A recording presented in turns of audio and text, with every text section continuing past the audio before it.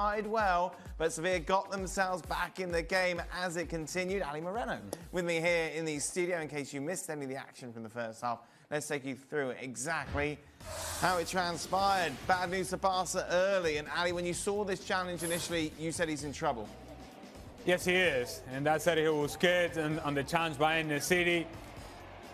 Your ankle is not supposed to bend this way. That is my medical analysis. Ooh.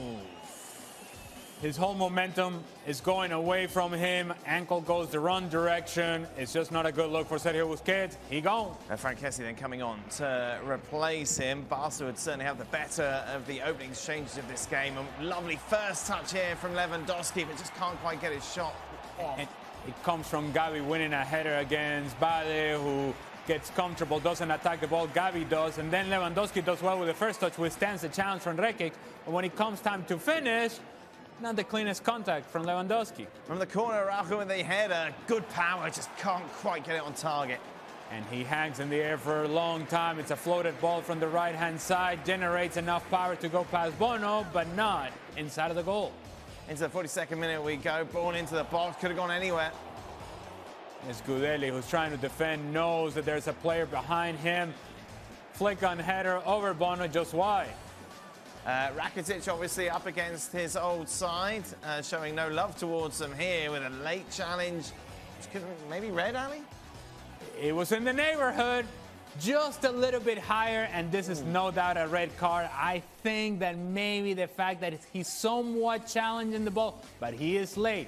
Had it been a little higher, he would have been gone.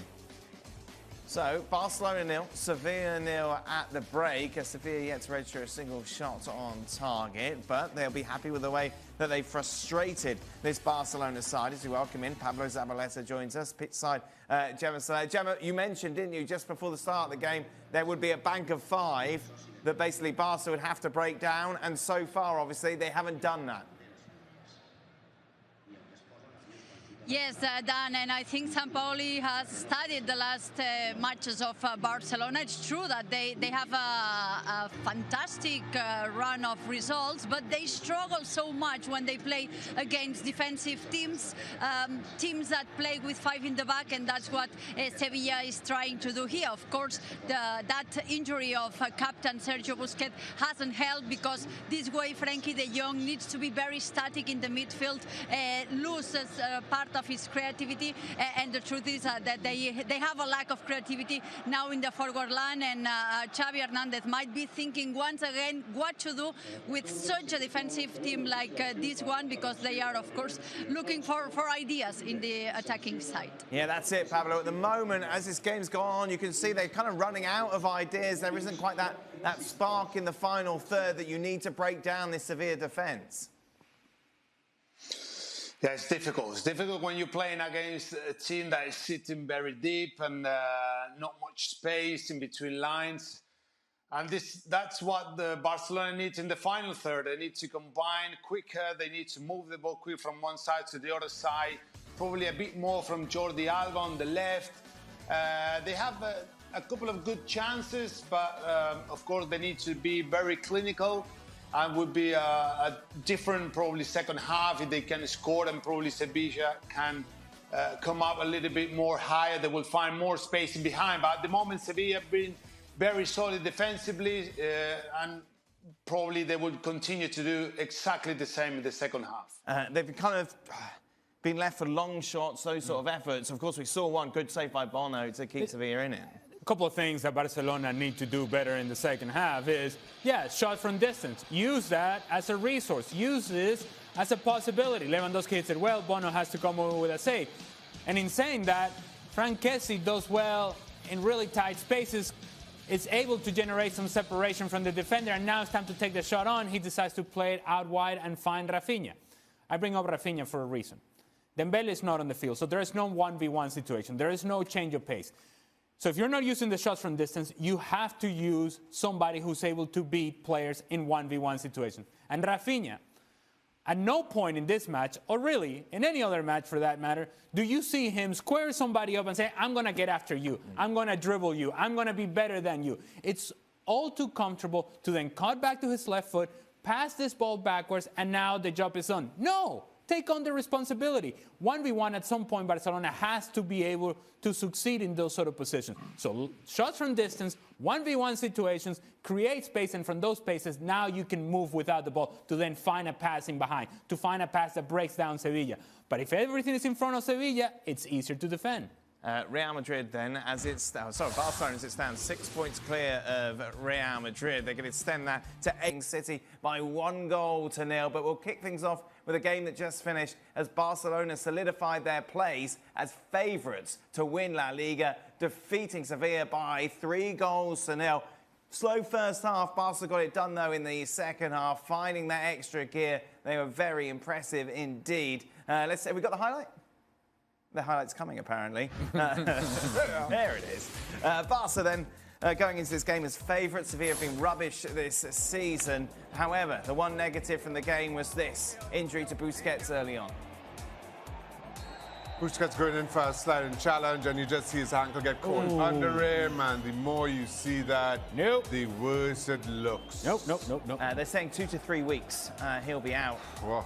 Was missing the first leg of the game against Manchester United in the Europa League. As I mentioned then, not much happened in the first half. The second half would see Busquets' replacement, Kessie, have a key role in the opening goal. What a lovely layoff this was as Jordi Alba makes it 1-0. And it's a tight space, a lot of numbers around him, division by Frank Kessie with his back to goal, understanding where the space is going to be, and then the pace of the pass perfectly into the path of Jordi Alba. Clean finish. This is gorgeous from Frank Kessie. He's going to get an opportunity now with Busquets on the bench. They'll need a lot more from Frank Kessie than they have gotten so far. That was beautiful. It was a frustrating evening overall for Raphinha, but he would silence some of his critics late on in this game. What a lovely ball to Gavi here. Yeah, it wasn't going so great up until this point. In behind the defense, cutting back, and clever little ball which finds Gavi at the far post for the easiest of tap-ins. And all of a sudden, just like that, Raphinha's evening looks a whole lot different. And it would look even more different, Shaka. But that's what I was kind of suggesting, Dan. Thank you, Shaq. As he would get on the end of this to make it 3-0. Jordi Alba always active down the left-hand side. Good ball from Frankie de Jong. First time pass from Jordi Alba into the path of Raphinha. Sliding finish. Bono can't get there in time. Tapping from my kind of range, 3-0. Hey, it's a good afternoon for Raphinha. It's a very good weekend overall for Barcelona because, of course, Real Madrid lost earlier today against Mallorca. We'll reflect on that game a little later on. But just to confirm then, Xavi's side are now 8 points clear at the top of La Liga table. Let's welcome in, shall we? Pablo Zabaleta joins us to reflect on that win for Barca. They were good in the second half, Pab. Yeah, they were fantastic. Overall, they've been absolutely brilliant. I say at half-time that I want to see more from Jordi Alba on the left-hand side, so well done from him. It's been a masterclass performance from Jordi Alba. And again, three goals, another clean sheet for Barcelona. I think if they will continue playing that way, it will be impossible for Real Madrid to catch them. They've been really good. Again, they've been solid at the back, clean sheet, as I say. Araujo, Christensen, Conde, everyone been brilliant tonight. So different to that Barcelona side that was struggling earlier on in the season, Ali. This momentum, as Pablo said, it's difficult to see where it's going to end. And the difference from early season Barcelona as to what we see now is that even when they're not playing well, they're winning games, which gives you confidence as a group that you can trust. You know what? It may not be our best afternoon, but we're going to find a way. We're going to defend well. We're going to win a game 1-0 if need be. And then we also have the talent that perhaps without Lewandowski scoring a goal, we can still score 3 goals in a match. And we mentioned a player at halftime, Raphinha, that we thought needed to be a difference maker for this group. And he was in the second half. His willingness to run in behind. Something that we asked him to do at halftime is 1v1 situations. Take somebody on. Force defenders to have to make a decision. And once you beat that defender, then find a pass. And he did that for the Gavi goal, tapping from my kind of range. And then be an option inside the 18-yard box, which he was.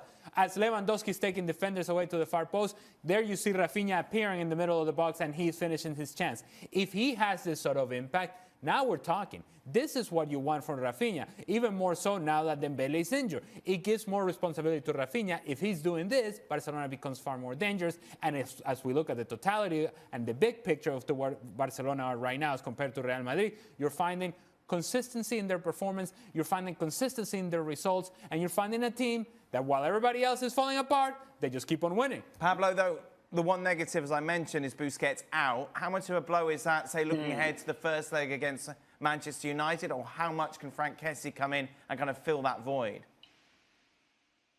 Yeah, he looks bad.